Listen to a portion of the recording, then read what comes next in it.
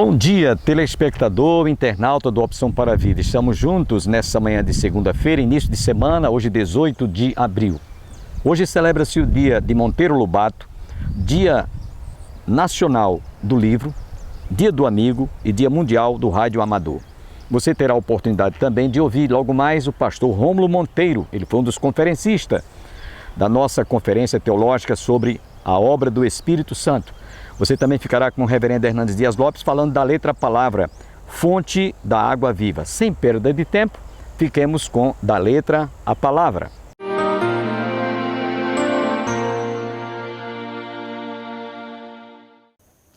Jesus estava em Jerusalém, na festa dos tabernáculos, quando ele, no último dia da festa, levantou-se diante da multidão e disse: Se alguém tem sede, venha a mim e beba.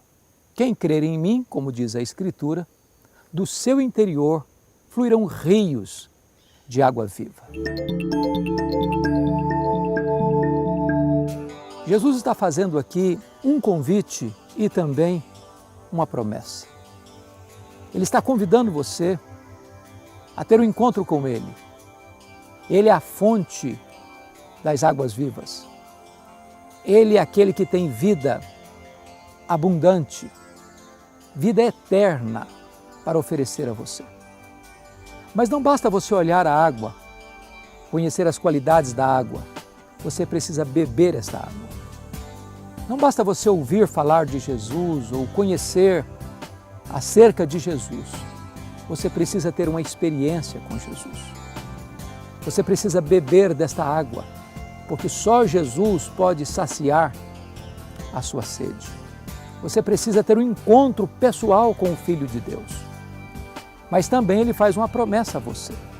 Quem crer em mim, como diz a Escritura, do seu interior fluirão rios de água viva. Não é crer em Jesus como diz a igreja, ou a tradição, ou este ou aquele pensador cristão, mas crer em Jesus como diz a Escritura, a Palavra de Deus. Então você terá uma vida nova, plena, maiúscula, abundante, eterna. É como se uma fonte de água viva começasse a jorrar do seu interior.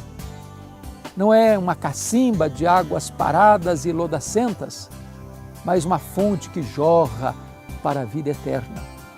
Isso significa que quando você tem um encontro com Cristo, você tem uma vida abundante, uma vida feliz, a própria vida eterna.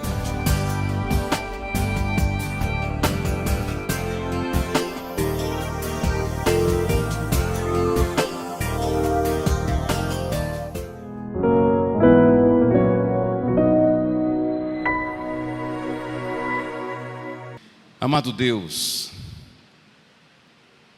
nós queremos reconhecer o Senhor, a Tua Palavra, a Tua presença.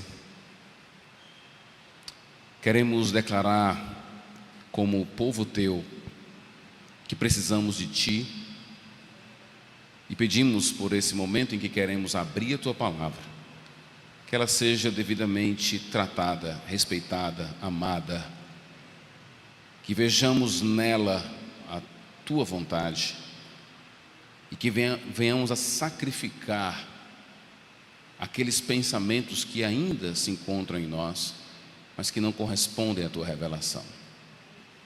Nos ajuda nessa caminhada longa, nessa peregrinação, que as verdades que o Senhor nos presenteou sejam grandes instrumentos de força, de vigor, de sabedoria a cada passo dado em nossa caminhada contigo.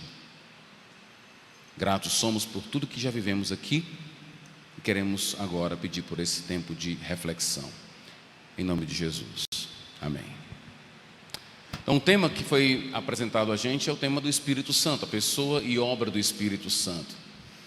Se você deve conhecer, pressuponho que você deve conhecer o credo apostólico e sabe que há uma palavra sobre Deus Pai, há uma palavra sobre Filho e há uma palavra sobre o Espírito Santo.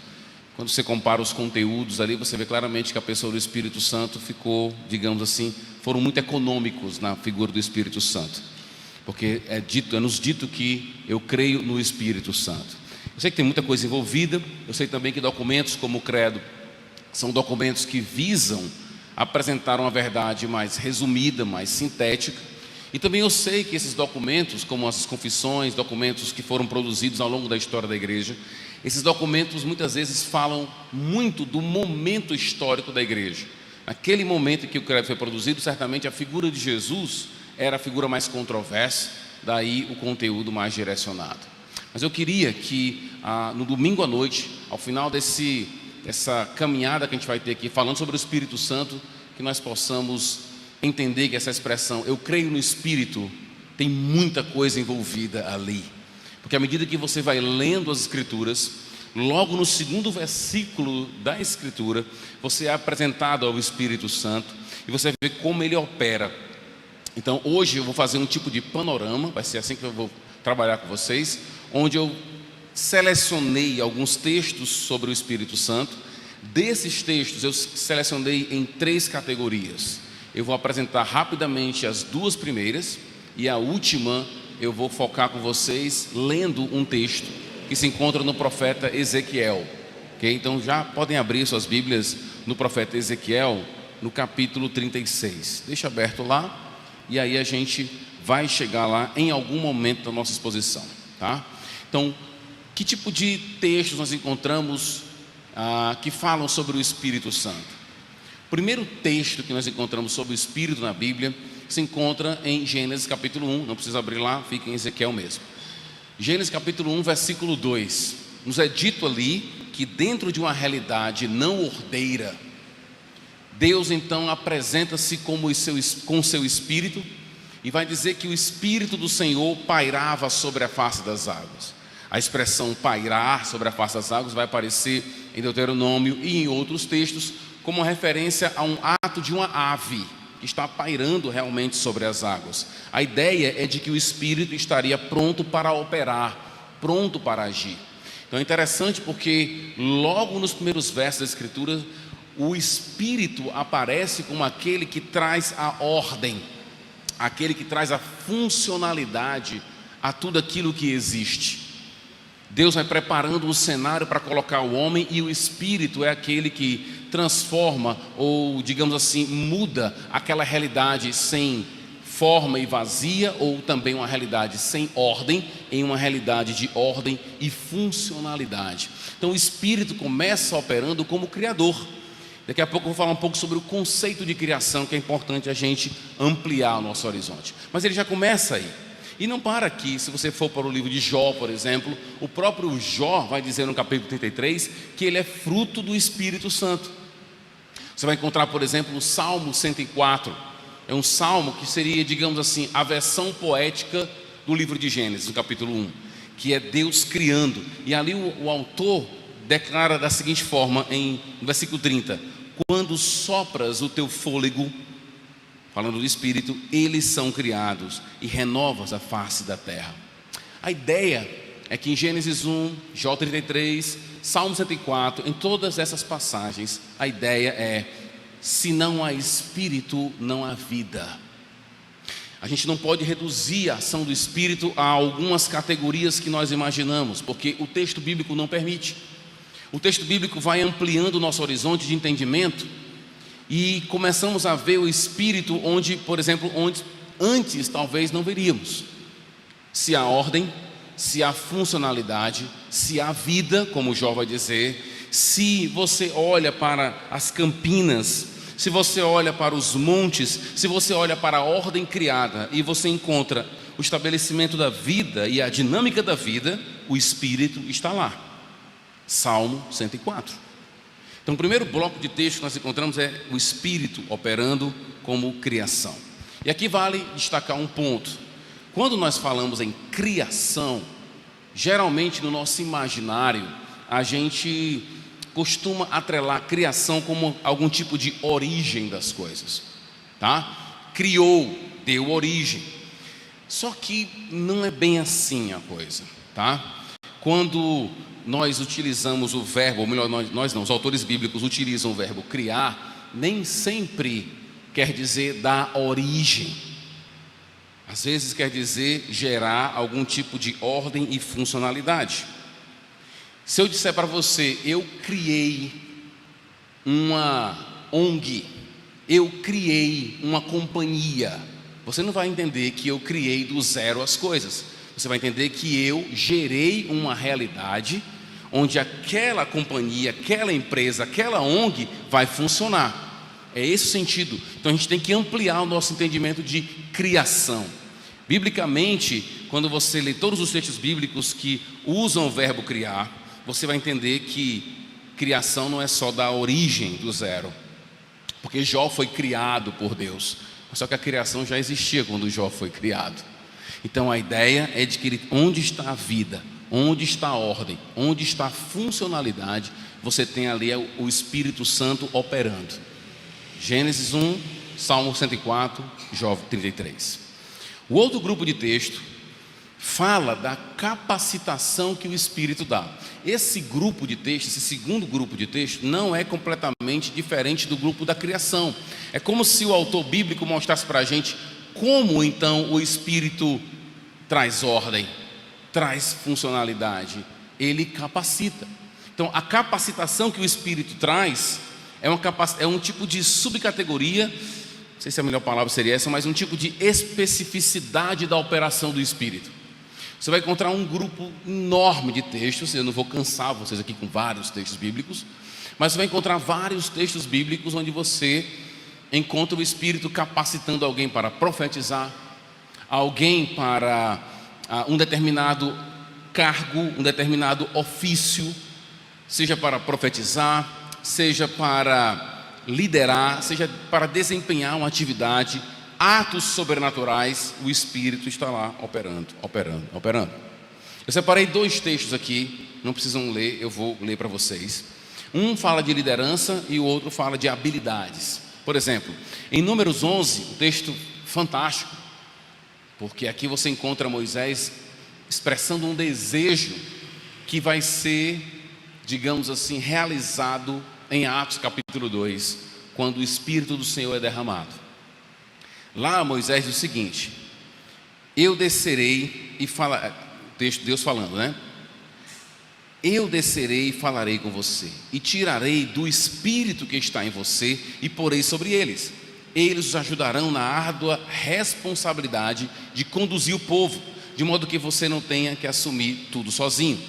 Quando o Espírito veio sobre eles, eles profetizaram, mas depois nunca mais tornaram a fazê-lo. O texto aqui, o contexto desse texto é Moisés vivendo uma realidade, né, de liderança, e ele pede a Deus que ele possa dividir isso. Como é que Deus faz? Não tira, mas reparte o Espírito que está em Moisés com aqueles que estão ao seu redor, dando capacidade àquelas pessoas de liderar. E o desejo de Moisés aqui, que é também um profeta, ele é chamado de profeta, o desejo do profeta Moisés é: se todo o povo profetizasse. E é isso que você vai encontrar no livro de Atos, quando nos é revelado que o Espírito desce e ele vai dizer: todos profetizarão. Todos. A chegada do Espírito vai dizer: o Espírito um dia será derramado sobre toda a carne, não sobre um grupo específico de pessoas, não para capacitar somente um grupo de pessoas. Isso será expandido de maneira gigantesca, de maneira efetiva também. Então, liderança. Um outro texto falando de habilidades. Êxodo capítulo 31. Eu escolhi Bezalel, filho de Uri, filho de Ur, da tribo de Judá, e o enchi do Espírito de Deus, dando-lhes destreza, habilidade e plena capacidade artística para desenhar e executar trabalhos de ouro. E lá na frente ele vai dizer: e executar todo tipo de obra artesanal. Ora criando, ora capacitando, sendo que essas duas realidades de criar e capacitar estão completamente relacionadas, porque eu posso distinguir entre criar e sustentar, mas sustentação de Deus no mundo é uma subcategoria dessa categoria maior chamada criação, onde o Espírito opera o tempo todo. Quando você entende que o Espírito é o agente da vida, quando você entende que o Espírito é o agente das capacitações, quando você chega nos profetas, isso fica extremamente claro. Profetas, principalmente Ezequiel, que a gente vai ler daqui a pouco, profeta Isaías, profeta Joel também, que a gente vai ler amanhã pela manhã. Mas Ezequiel, Isaías e Jeremias, esses profetas conectados com o exílio babilônico, são de grande importância. Para ler esse texto, Ezequiel 36, é importante a gente fazer um breve panorama histórico, tá? Vou fazer um panorama histórico, sempre lembrando das atividades do Espírito que já estão pressupostas nesse texto aqui. O povo de Israel, durante muito tempo, vivenciou uma realidade plena. Eles tinham o templo, eles tinham a terra e eles tinham o trono davídico, ou seja, tinham um descendente de Davi lá no trono. O fato é que durante o processo de sua caminhada com Deus, o povo de Israel confiou mais nisso do que em Deus. O que acontece? Isso fica muito claro para mim em Jeremias 7, quando o povo de Deus dizia: templo do Senhor, templo do Senhor. O povo de Judá, principalmente o povo do sul, eles entendiam, por questões históricas e equívocos teológicos, eles acreditavam que não poderiam ser atingidos por nenhum inimigo. O templo estava lá, Deus está no templo, ninguém pode invadir Jerusalém. Só que esse tipo de realidade a gente sabe pela boca do profeta Ezequiel, Jeremias e Isaías, porque quando eles aparecem no cenário da história, eles aparecem para desnudar o povo de Israel e revelar os pecados deles. A gente sabe muito bem que esse povo não confiava em Deus, mas nesses elementos, Deus então tira deles o rei, o templo e a terra. Uma realidade extremamente complicada, extremamente difícil para esse povo. Eles são levados para o exílio babilônico, são tirados da sua terra. Para muitas pessoas, sair de um lugar para o outro já é extremamente desgastante, em termos de sofrimento, tudo que está implicado na coisa. Mas a gente não pode ver somente o povo de Israel saindo da terra, só porque eles estão perdendo casa, perdendo parentes. Há todo um significado que orientava a vida deles toda, que foi tirado deles. Deus colocou o seu povo na condição em que eles só podiam confiar agora em Deus, não no templo, não no trono davídico, não na terra. E é nesse cenário caótico que aparece a figura de Ezequiel. Ezequiel aparece, figura extremamente estranha, como os profetas eram, né? Todos eles eram esquisitos, na forma de se vestir, na forma de se comportar. E os profetas apareceram, no caso do profeta Ezequiel, ele está na Babilônia, ele está junto com o povo que foi para a Babilônia. Quando Ezequiel começa a profetizar para o povo, o seu livro é extremamente fácil em termos de divisão, diferente de Jeremias. Jeremias é meio caótico, você não consegue entender onde ele está no tempo, mas Ezequiel não, você consegue acompanhar. E ele vem com palavras extremamente duras para o povo. Duras, inclusive eu expus o livro de Ezequiel na minha igreja. E teve momentos na minha leitura do texto que eu não li o texto. Só para você ter ideia. Que tinha criança na hora da noite, eu não vou ler não. Leiam aí. Porque tem palavras extremamente pesadas. Eu não encontrei nenhum pastor ainda que tenha palavras tão pesadas como a de Ezequiel. Pesadíssimas. E ele vem com essa palavra pesada, e ele vai, como um bom profeta, desnudando o povo, sabe? Revelando assim: é isso que vocês são. Só que no meio disso, no meio de palavras de condenação, o profeta Ezequiel traz palavras de esperança no meio delas. Pequenas porções, capítulo 11, capítulo 16, ele vai dizendo: olha, mas um dia Deus derramará o seu espírito. Um dia vocês voltarão. Ele começa a jogar essas sementes de esperança. Até que no capítulo 33 ele começa realmente um bloco grande, onde a tônica da passagem é a ação do Espírito no meio deles, Deus operando. E fazendo o quê? Recriando. O Espírito que cria é o Espírito que recria. Esse é um ponto importante no livro do profeta Ezequiel. À medida que você vai lendo o profeta, e vamos para o capítulo 36, é um capítulo bem organizado e fácil de ler, assim, em termos de organização. É muito semelhante ao 34. E a lógica é muito, digamos assim, comum ao 34. O que ele faz no 34? Ele aponta o erro dos pastores. Lembra que pastor, na leitura de Ezequiel, não tem nada a ver com pastor de igreja, tá? Você não pode fazer essa troca de informação, porque aqui é um pastor. O pastor aqui é uma palavra utilizada para qualquer tipo de liderança. Ele fala mal da liderança, ele condena a liderança, e ele então traz uma palavra de esperança. Um dia, o próprio Deus vai pastorear vocês. Então havia uma esperança de que o próprio Senhor viria para pastorear. E não é à toa, quando você chega lá no livro de João, quando Jesus se autodenomina pastor, isso tem um peso enorme. Eu sou o pastor. Eu sou aquele que vocês esperavam, que não ia mais usar alguém. Ele mesmo viria para pastorear. Diretamente, o próprio Deus viria pastorear.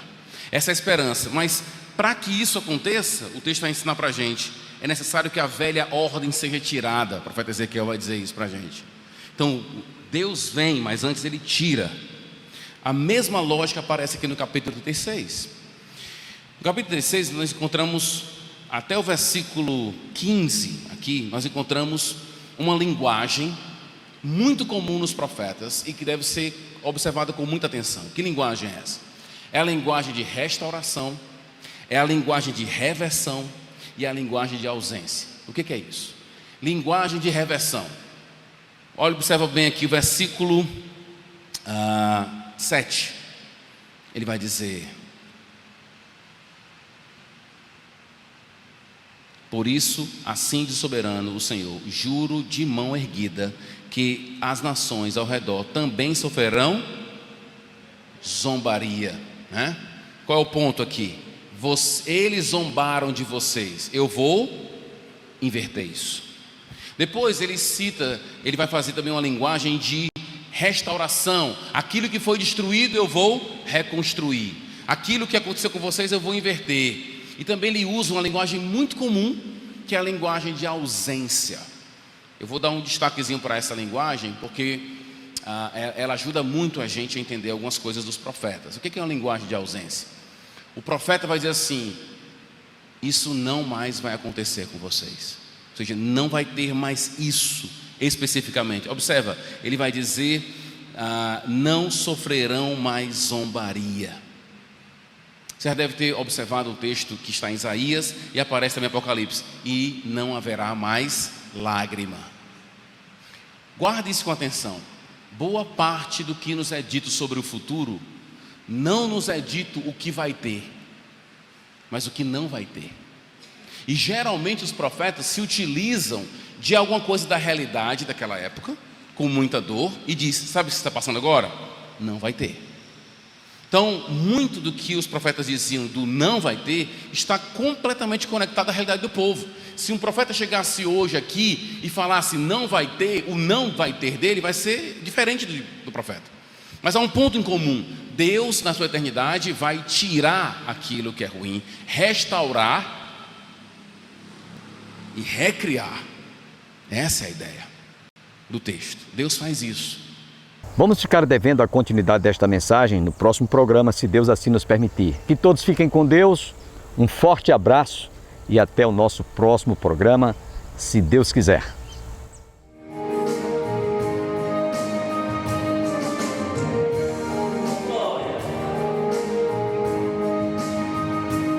Ele vem, a química divina da transformação, sabe onde toca pra gente.